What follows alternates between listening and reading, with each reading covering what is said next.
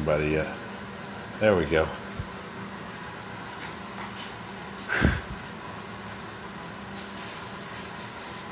All right, we are back. If you just saw the other one, it's in my story as well, so you may have seen it on replay. We had a little error and a pin blew up. So we're going to try the other Kelchner, which is over here. This is the Kelchner we're going to try. That's the original Kelchner from the Tower collection. And 2-inch long. No, not quite. It's like 10 inches long. So we're going to try that one now, and we already have it chucked up. I'll put this in the mount. Hi, Mimi. And this beginning part's going to be loud, as I told the last group, because we're making it round. Once it's round, it'll be a little bit quieter, and you'll be able to hear me better. But I'm going to be watching the screen and answering any questions and relaying anything to Huang you want to say. And he's going to go and turn a pin in just a second. So here we are. We're going to take off and do this. Okay. And hopefully this one will stay together. Okay. All right. Ready. That's great.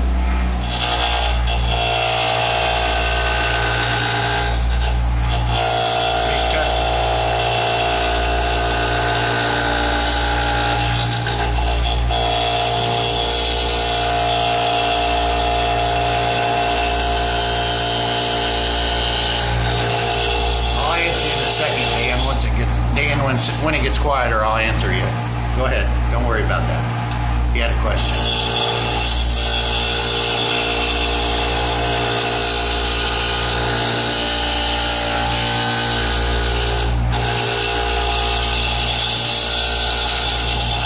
So if you just joined, this is Huang. Turning a pin. Kelchner.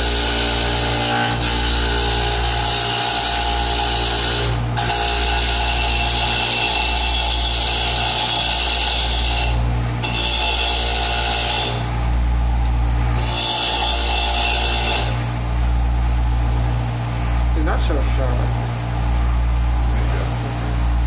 Give me 1 second. Yeah. Just gonna have to bite a little. It is sharp.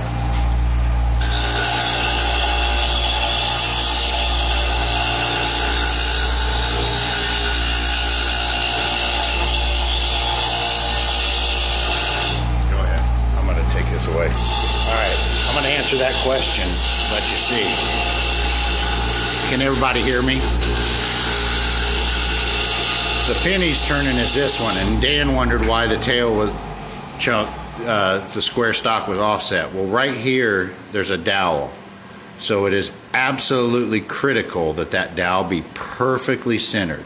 So if that requires the tail being moved over a little bit in order to center that dowel, that's more important than the tail being absolutely square, because we got plenty of tail to work with because it's going so thin. So this centered dowel is more critical than anything else, and that's why that's off a little bit. So there you go. It's terrible work. All right, going back to him turning. Does that make sense, Dan?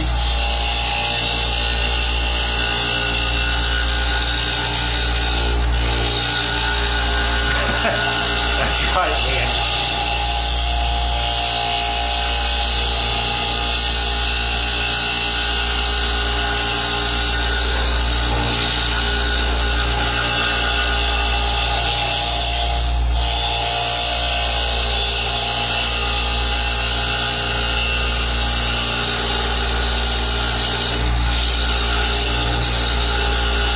Yeah, here, look. I'll show you up close. I'm holding this.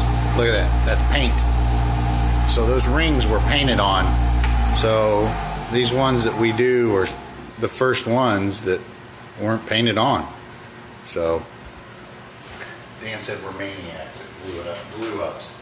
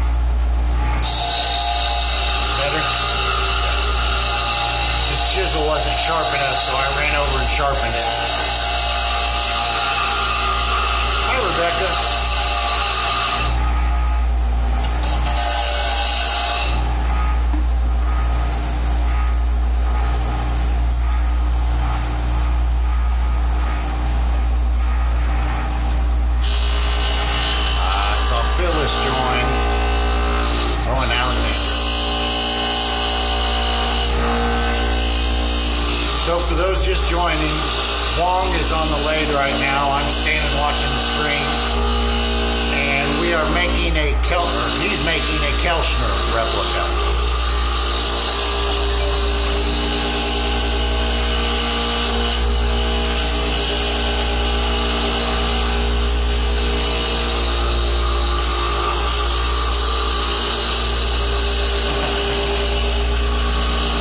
Thanks, Bonnie. And right now is the loud part. It will get quieter after we get this thing around. You're welcome, Phyllis.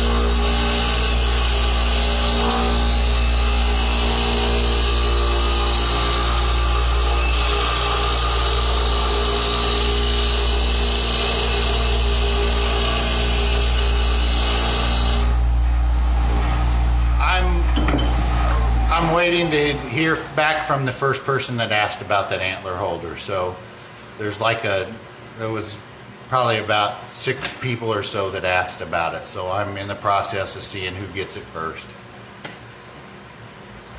The tool he's holding in his hand is called a spindle gouge. It's a gouge for turning on the lathe, specialized. Here is a shorter version of what he has.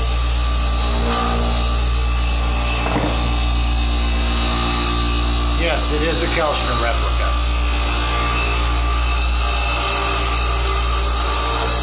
This is the original pin he's replicating. I'm watching. So he's replicating this pin.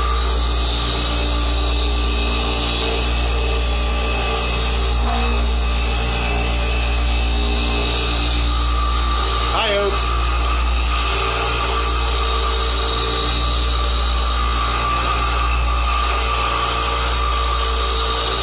Okay, Rebecca.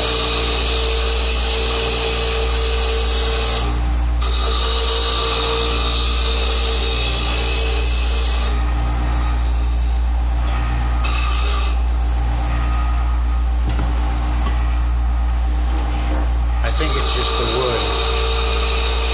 I know, Oats.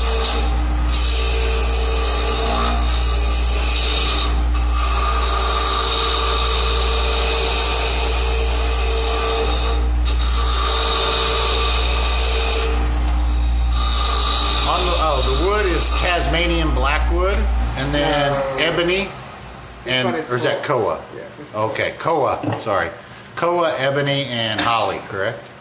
Or was that ivory? Holly. Holly. Okay. The separations are all different woods, and we glued them together, and then there's dowels through the center of it to hold it all together. So it's a very tedious process. No, the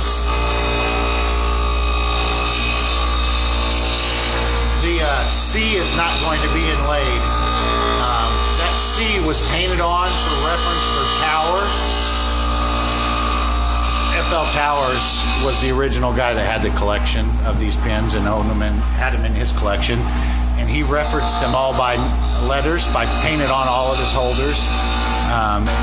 If you go to Zenarian.com, you can see pictures of the original collection that housed those original Kelchner holders.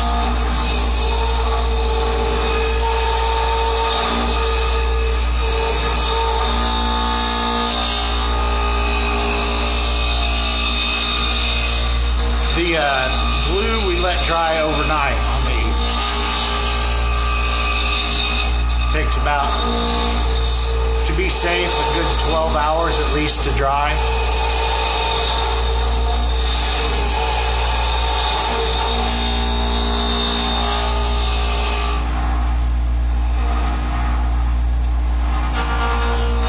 Ours are more difficult than the original, yes, correct. Because of the painted on rings of the original.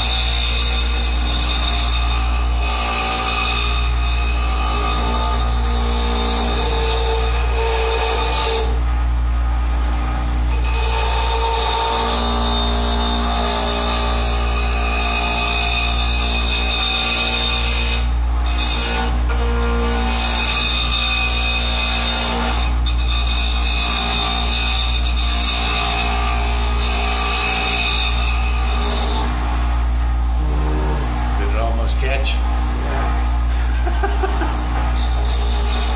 What happened was his chisel almost caught the wood, which could have possibly broke it. So you just have to be very slow, methodical. So this video is probably, live video is probably going to be a while.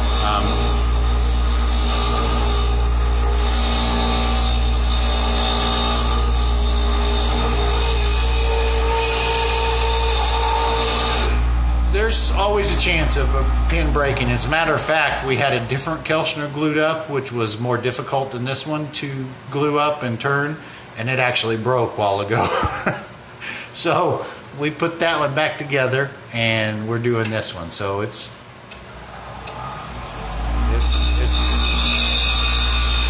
that's true.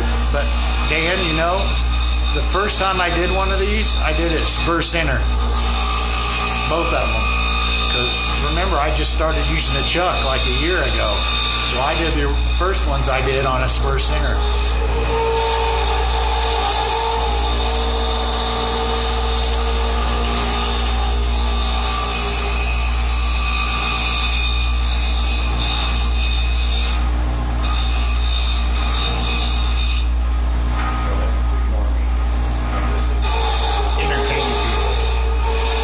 Those that don't understand, this is a spur center, and on a spur center, when you turn, hold on,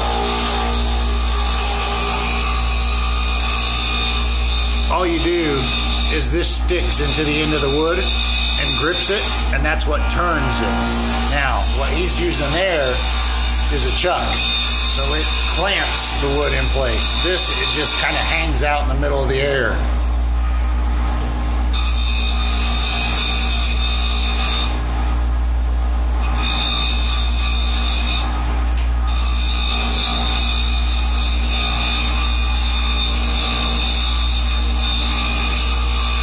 I'm a maniac.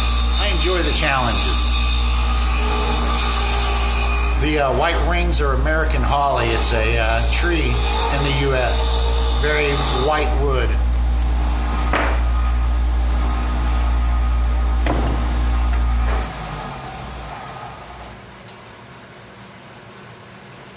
Here is a piece of American holly, if you want to see it. So it's a very, very white wood, naturally. You just kind of started down to that one, sharpen? Okay. How long is this one going to be? Is it going to be like the original at 10 inches? 12 inches. It's going to, okay, he's making a 12-inch version of it. So it's going to be a couple inches longer than the original, just for fun. To show off. Do what? Show off. Show off.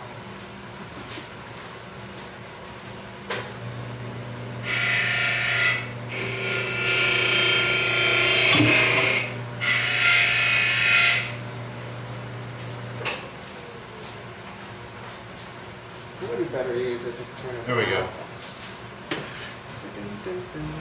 Yeah, the holly cut very, very thin slices of it and then glue it all together so it stacks.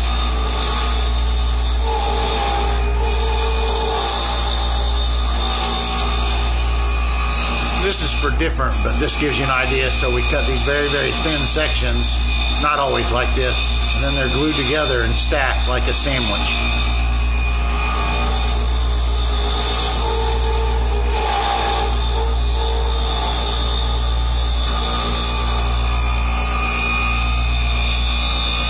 Yeah, Huang's here, Oates. That's Huang on the lathe. I'm just talking, and I'm the narrator today. Who's that? It's Huang, Oates. Oh. So, here. See, Huang. He's here for the week.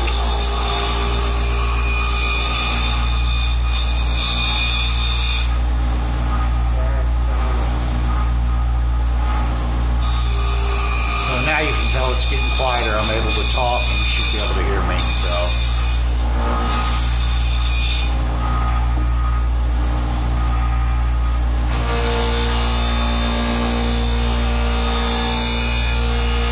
hi, Joy.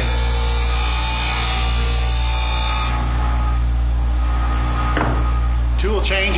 No, it doesn't remain sharp the whole time. And if you notice those couple points where he stops, I'm actually running over and sharpening the tools for him.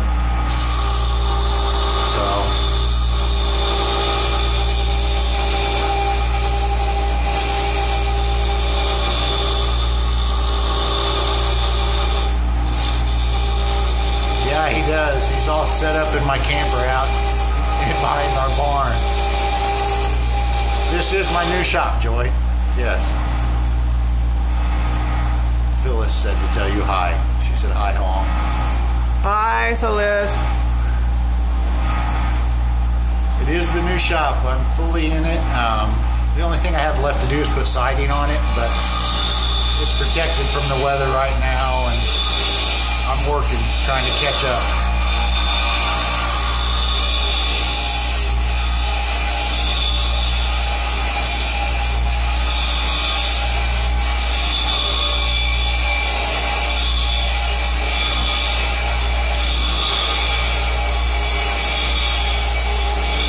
If you look at, notice his finger. There are people that turn small objects into just starting. That's called a finger cot. It's basically piece of leather with stretchy fabric on it. So it helps a lot because, like Huang, he turns in batches. So what he'll do is he'll turn for a couple, 3 weeks or whatever, and then he'll stop and he'll do his penmanship for quite a while. So he loses the callus that builds up and doesn't have a chance for it to callus, so it protects your finger from the heat. Helps. And you don't want to use gloves because gloves can catch, but that will just pull right off your finger if it happens to catch.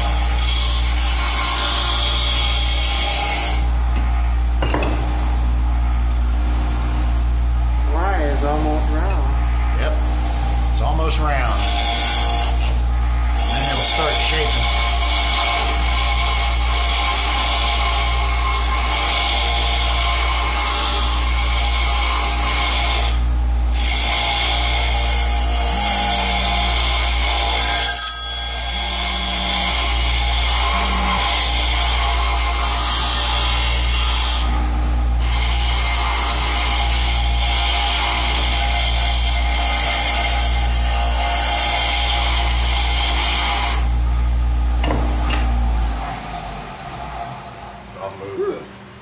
Camera over what's happened so far. You can see that it's round now. There's a little bit where it's not round, but that's okay. We're basically round now, and he's going to turn this into a 12-inch pin holder. So get this back out of his way so he can turn. There we go. He is getting some measurements for dimensions. I know this one already. Just need to see the length. Oh, okay. All right.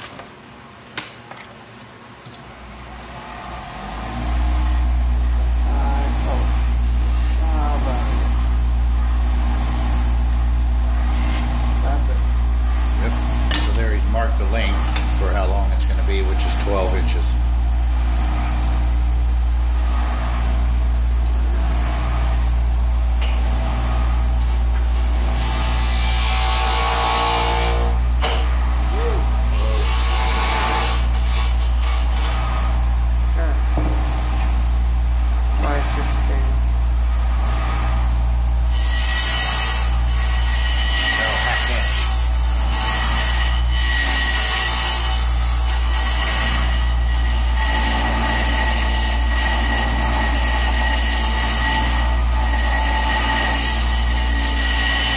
The pin is the what?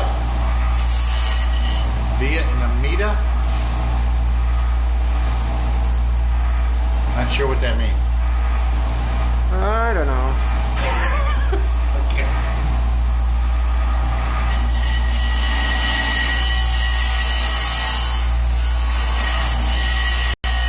So now he's starting to give it some basic shape.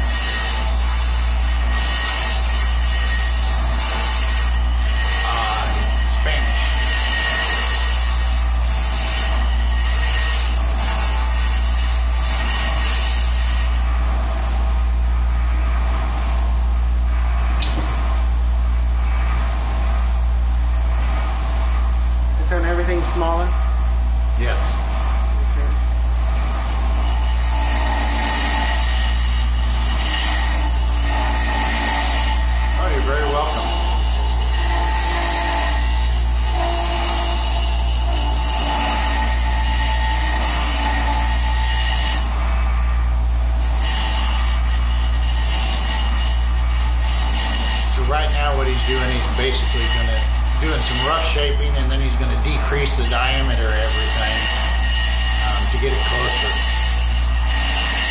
Because basically when you're turning very thin glue joints like what's gonna be right here, you have to get all of the diameter down at the same time. You don't want to put a lot of stress on that joint because it's very fragile while it's on the lathe.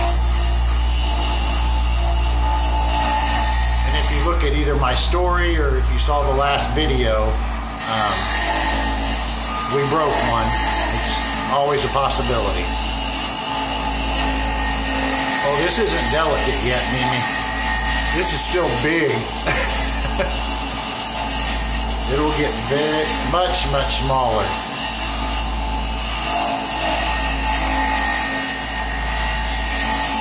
To give you an idea side to side of how much smaller, I'm holding the thin part of the pin. There we go. Like that. So this is still rather large.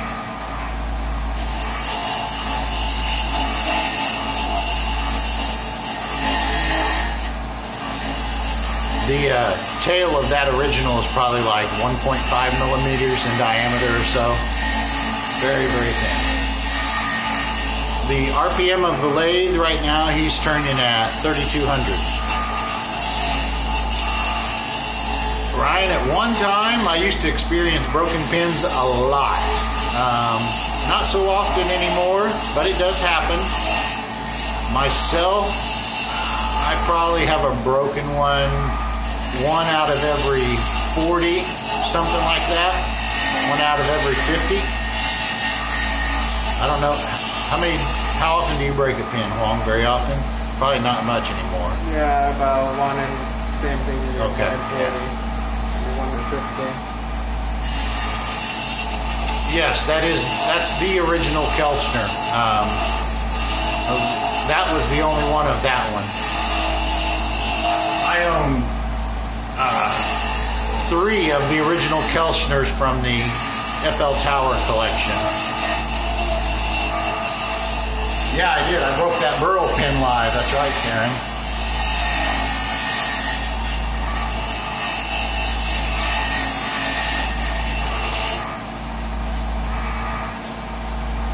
Go ahead and turn.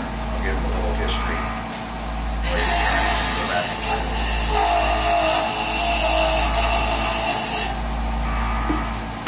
Yes, there is a metal pin everywhere, and I'm going to give you a quick history lesson on Kelchner. And we'll go back to turning in just a second. Kelchner was he was the cousin of, was it Zahner or Blosser? I can't recall. He was a cousin of like Zahner or Blosser. L.M. Kelchner was his name.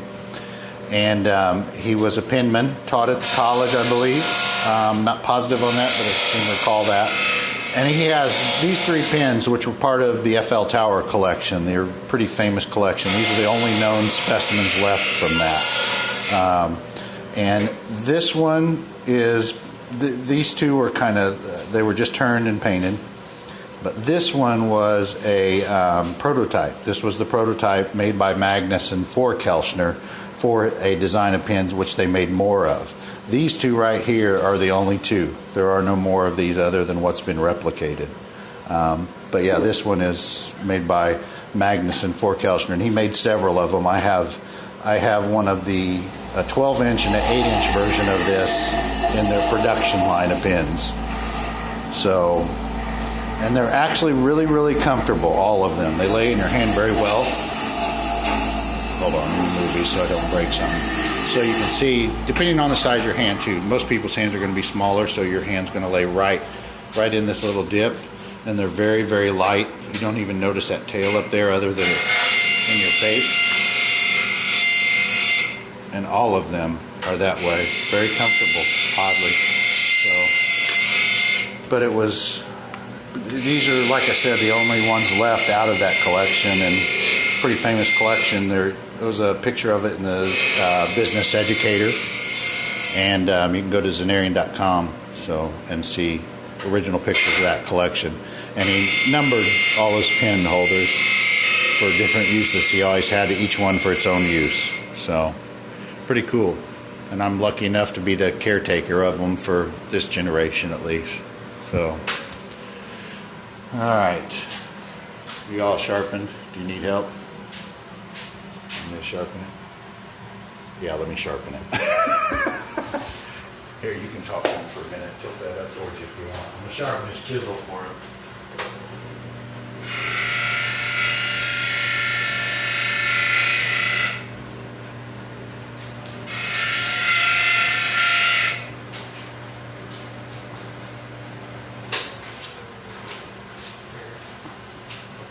Oh yeah, there you go. Show off what you've done. So these You can bring are them over here. what I made the other day. You can see him on the white a lot better. He's going to show you what he's done while he's here. Yep. So these are what I've done. This one I made this morning with American flag engraved on the flange and 3 color: blue, white, red. The tail made of maple. This one is, what is it? Magnuson replica. Five-liner. Yeah, Magnuson 5-liners replica. Was the ivory and red heart and Brazilian rosewood. Ivory tail too. And this one is another Magnuson replica. Kind of like that Kelchner one we Yeah. just... Yeah, the Kelchner Magnuson. Okay. He just changed the layout of the colors, so that's all one So color. different colors. Yeah. Yeah. And a very thin tail. So he got several more glued up, though. All right, we're Sorry, good. okay, All I'll right. get back to He's back to turning. We're going to spin this around. So that's what he's been doing while he's here so far. Let's see. Okay, there we go. He's not. He wanted to know how you're getting them through customs. He's not taking them. No. Just the one. He's not taking.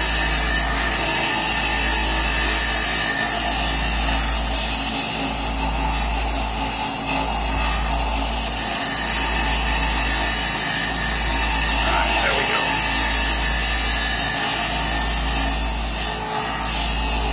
So there's going to be a lot of just slow, tedious work at this point. How do I cut the slit for the metal holder? Tell you what, I'll watch this for a little bit, and then I'll take the camera and I'll show you how that's done, because it's really quick and easy. But we'll watch him turn for a minute, because I know a lot of people are here to watch long turn. Yeah, the mammoth tooth sole. Yeah. But I do have more of the material, so I'll be making more. Not cutting for you. Not that sharp. I think it's angle is what it is. Try a different one while I do this.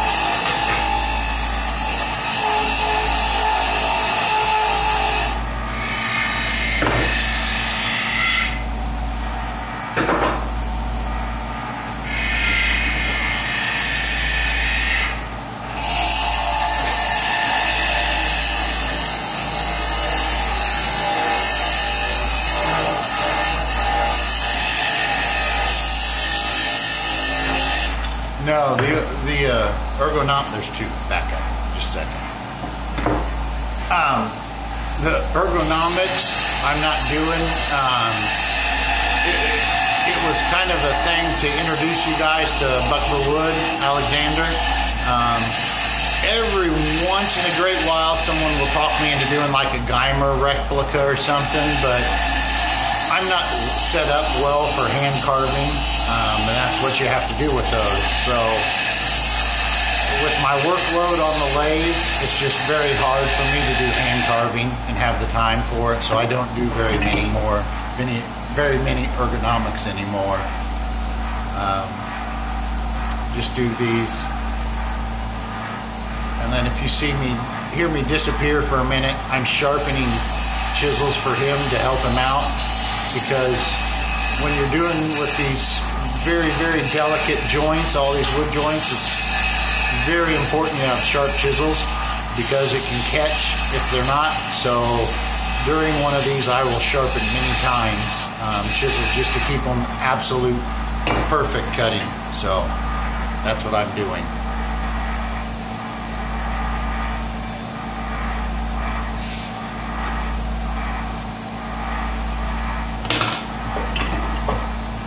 Just because you're watching video on it being made doesn't mean you have to buy one, Ryan.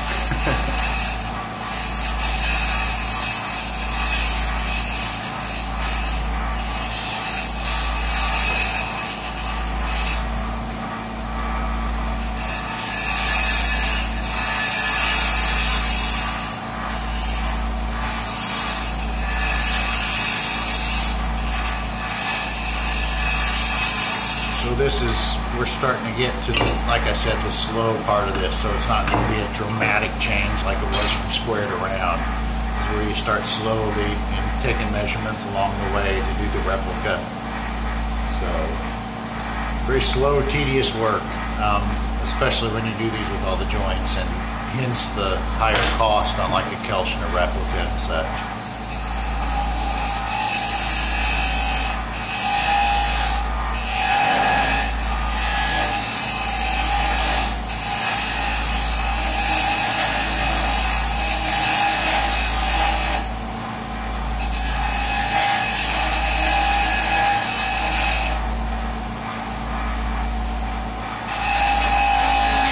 What he's doing right now is a technique called scraping with the skew. Old time like bowl turners and stuff will give you all kinds of grief if you're doing that, because that's not the actual proper way to use a skew. But it's something we do because it works for the very thin, delicate surfaces we have and very small surfaces.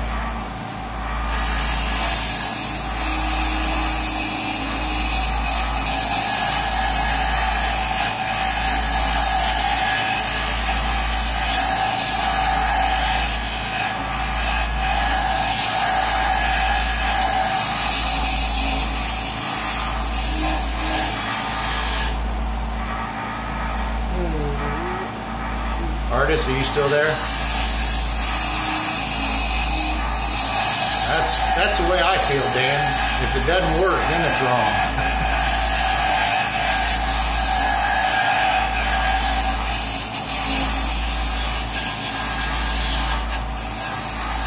Artist, if you're still there, I will take a moment to show you how to cut a pin slot if you want. Just say so. If not, I'm going to skip over it. Okay. One guy wanted to know how to cut a pin slot. Do a demonstration real quick.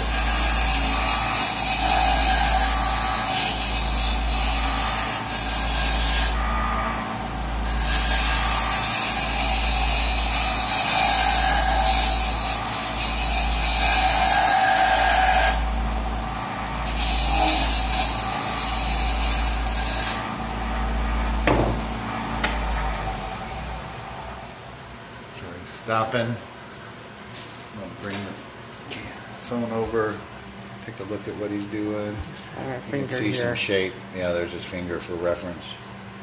And he has smaller hands. There's my finger for reference. Love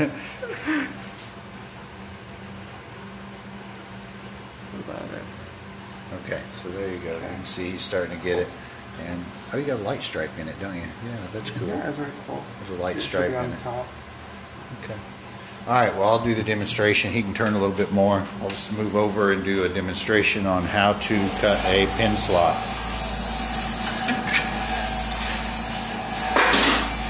Getting like an all-in-one tour today.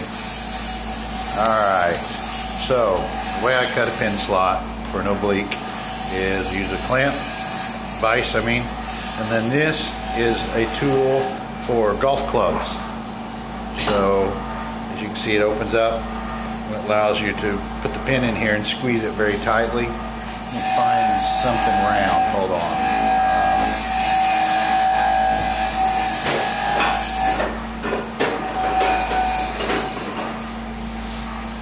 Bear with me because I'm just winging it here. Yeah, there's checkerboards down there. We've been doing all kinds of playing, trying different stuff. Okay, that doesn't work. So, something small.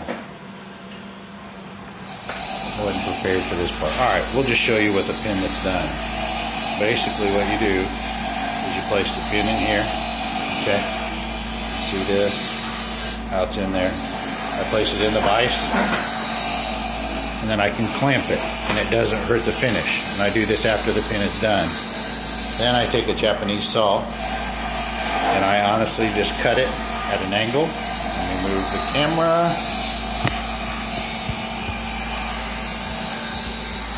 And you can see I cut it at an angle like that into the wood, and that's it. And then I cut the flange to match. It's a little bit more detailed video of that process on my YouTube channel if you wanted to see it. But that's how I do it. Now, there's other ways. I know Dan has leather in his vise and then just lays the pin in it and clamps it. You just want some way to hold the thing, you know, tightly, because holding it by hand is very, very dangerous. So that's it. And you're basically just cutting a slot at an angle like that in the pin from back here to there. That's all it is.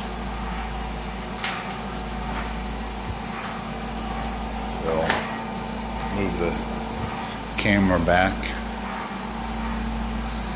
You're welcome.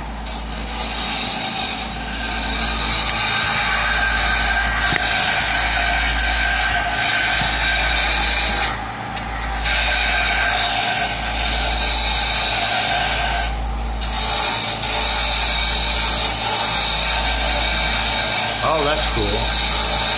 Yeah, those Japanese saws are like a .022, I think, what it is with the kerf on them, so it works really well.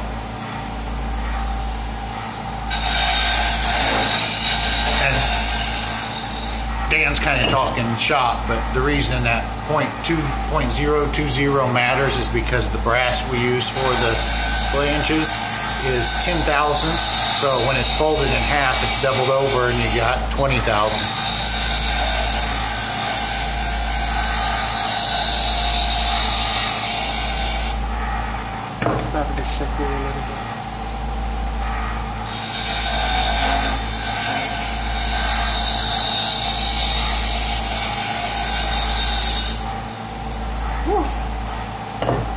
The wood he chose isn't the easiest to turn thin either. Seems like when he's here he picks the hardest woods to turn longtails out of every time. Koa is a beautiful wood. It's not real straight grained and not real dense like walnut and cherry. Turns very, very well into longtails. So does rosewoods. A little bit of wildness to the grain in Koa makes it more difficult.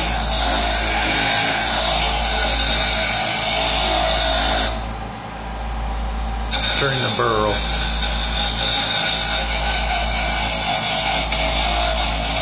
A 12-inch burl is just asking for a broken pin.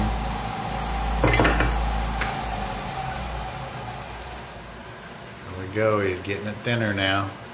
We're down to probably what, ½ inch basically? Yeah, something like that in diameter. Where it reaches the holder. Yeah, the bullock is the same. Yeah. Hold on. Well, you can watch him for a second. I'll make the base of a bullock flange and show you how it's how it's doubled over.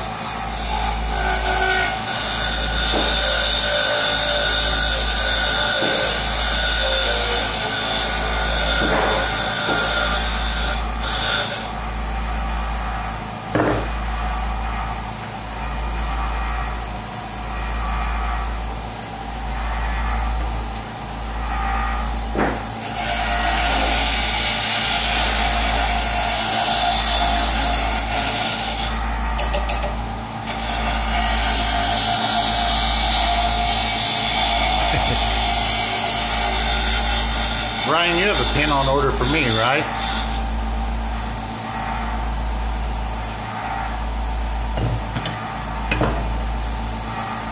Or do you have one for both of us? That's common too.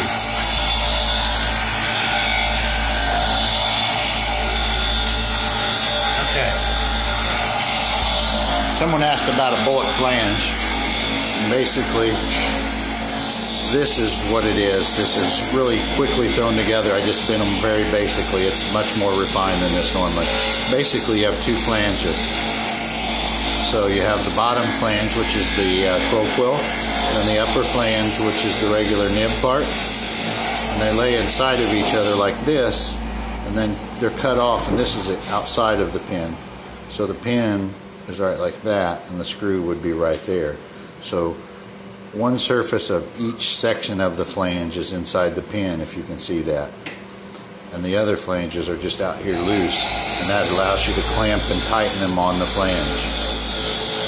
So yes, to answer your question, each piece is inside of the pin.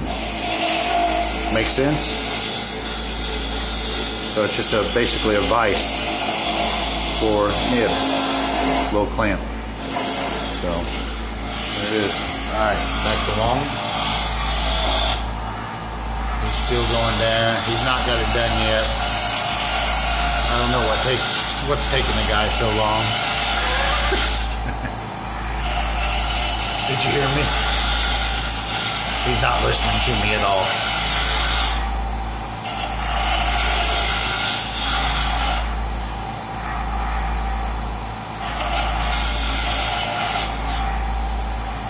Now the tail is probably close to 3/8, so maybe a little hair bit bigger. So the diameter right now of the tail is like the grip section size of a hourglass holder from paper and ink arts.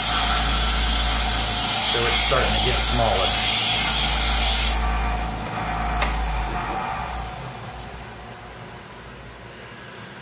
It can take a while.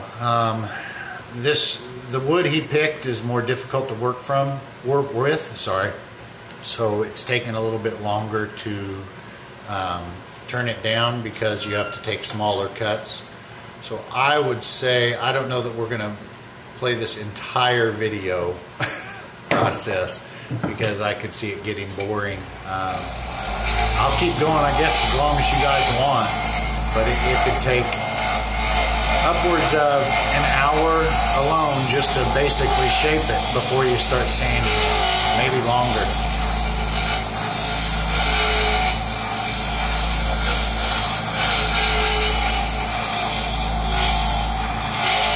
Who's making the hourglass holder, Dan?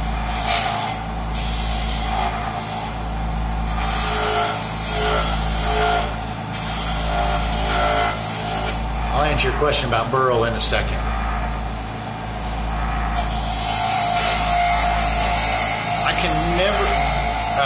Joe Vitolo told me one time he was making an hourglass, but I can never remember his name. I don't know why. Like the century holders, I know his name off the top of my head at any moment.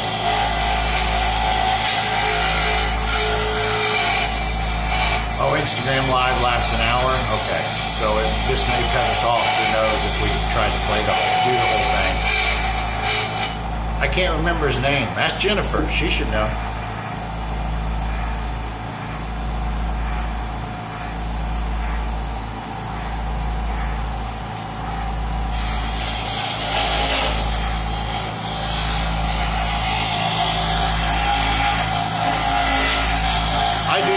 I do that cut to all my pins, Dan, unless it's a vintage replica. I always put an upward cant on the flange. So.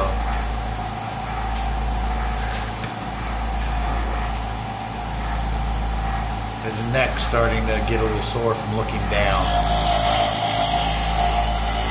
You should try to be like Dan Wong, where he stands 8, 10, 12 hours a day. Crazy. Dan's a monster.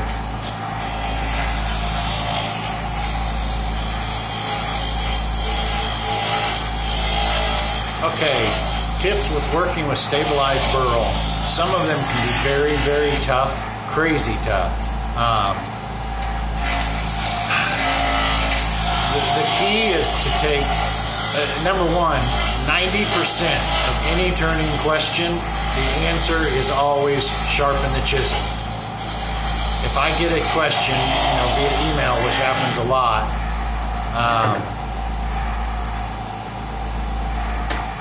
almost every time the answer is your chisel needs to be sharp. Many people don't know the correct way to sharpen a chisel, and that makes all of the difference in the world. There he is. He's getting thinner. He's working its way. And what he's got to do is thin that tail, because it's got to be thinned down before he finishes that second. Well, looking at the screen, that first ring of black you see, that section is going to be thin, so it's going to it's got to support the turning process. So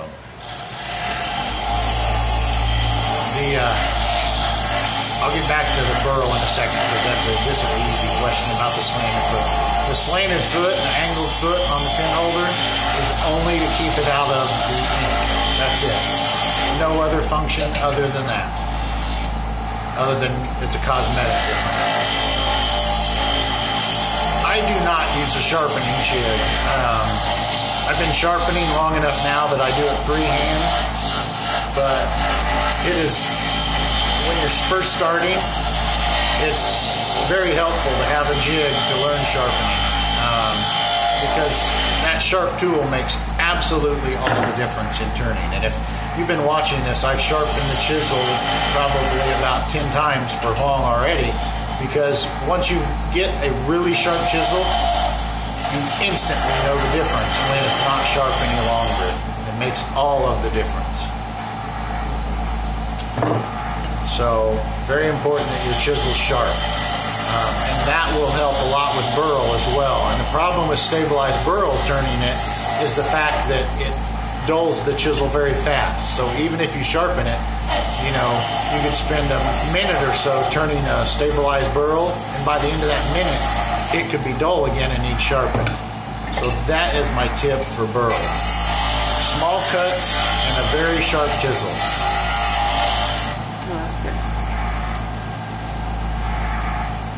Yeah, Dan sharpens 12, 15 times a day, and he's doing production pins, which aren't delicate work all the time. So, and it makes all the difference. It goes very, very. The first time you feel a sharp chisel, you'll know. I've tried carbide. I have a couple. I personally don't like them. I don't think you haven't tried carbide, have you? The kind with the tips you throw away. What's that? The chisels with the tips No, I you throw haven't. away. Yeah. Huang hasn't tried one. I prefer high-speed steel over carbide.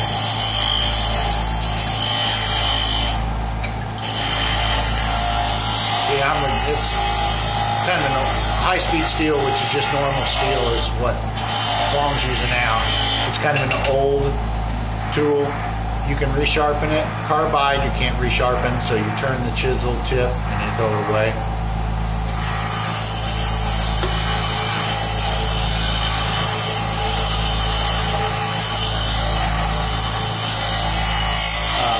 Ming, I think that's your name. I don't know how to pronounce it.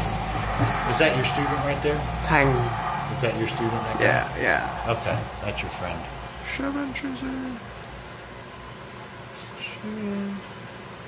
Yeah, I don't know. I've just never. Can I sharpen this? Yeah, I can. I'm gonna go sharpen a couple chisels for him. Speaking of sharpening.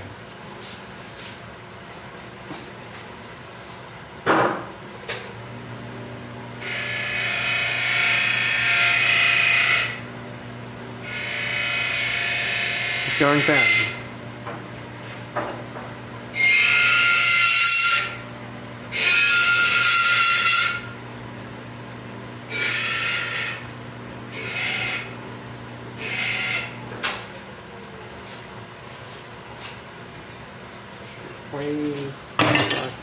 And the reason I'm doing all the sharpening is because I use a different, very different sharpener than most, and it's, unless you've done it a few times, it's kind of difficult.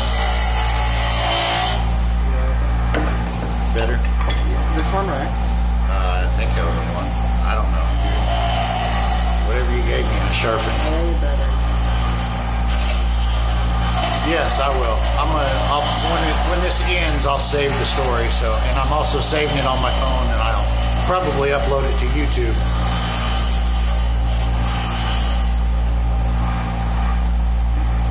So, I saw a few people join in. So, yep, it is a Kelchner. That's what I was just getting ready to say. For the few people that just joined in, Wong is on the lathe. There he is, right there. I'm the narrator today, and he is turning a Kelchner replica made of koa, ebony, and holly. And I'll get the pin again.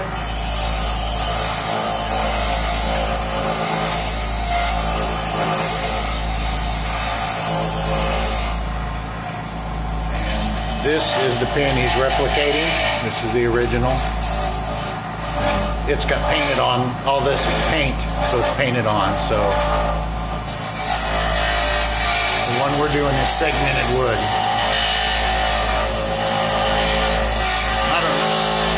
I don't know how much longer we're going to be live with this section, with this, because we've been on for quite a while. This is a long, tedious process. And honestly, my voice is starting to get dry from talking this much.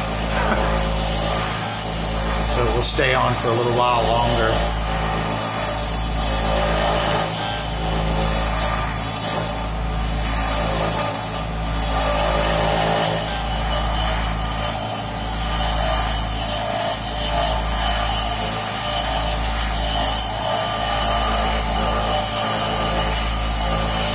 Here, I'll show you guys something crazy real quick. I'm going to take the phone away from Wong.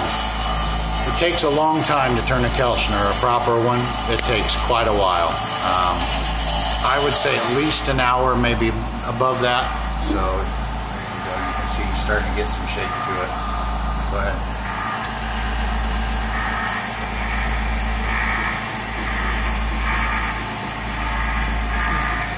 All right. I want to show you what this guy has done while here. Look at this. This is what he bought. And he has to ship all of this wood back to Vietnam. And there's more in my house already in a bag.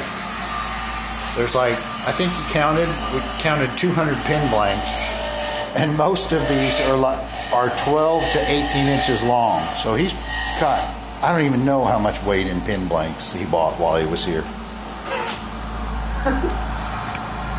I don't even want to think about it.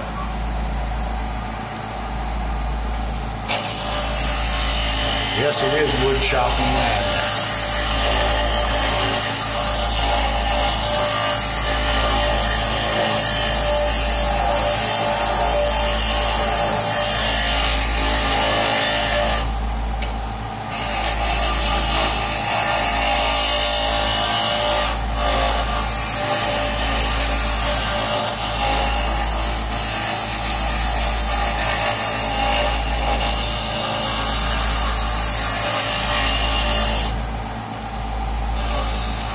Karen wants that pin for Christmas.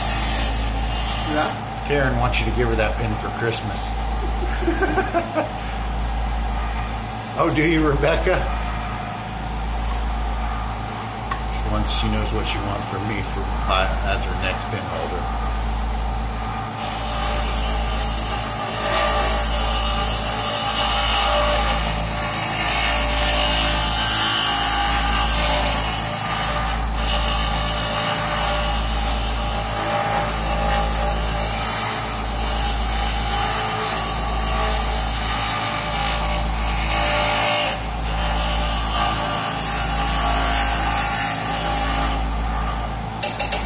Now what he's doing is, because depending on the wood and how comfortable you are with it, once you get in, it starts getting hard to use a gouge, so use a skew and scrape the tail. And you do that as much as possible, because I mean it is possible to sand all that down, but it's a horrible amount of work. And the other thing is, you don't want to sand a whole lot, because heat causes the wood to warp. So RPM right now is 3,200. So you don't want to sand a whole lot on a thin tail, because it will cause that tail to warp while it's turning. Two things makes wood warp, and that's humidity and heat. So you want to keep as much heat down as you can, and also keep the wood balanced, and the moisture the same. So I have the whole shop has a way that the system takes care of humidity and keeps it at a balanced amount. Keep all the wood at like 8 to 10% humidity.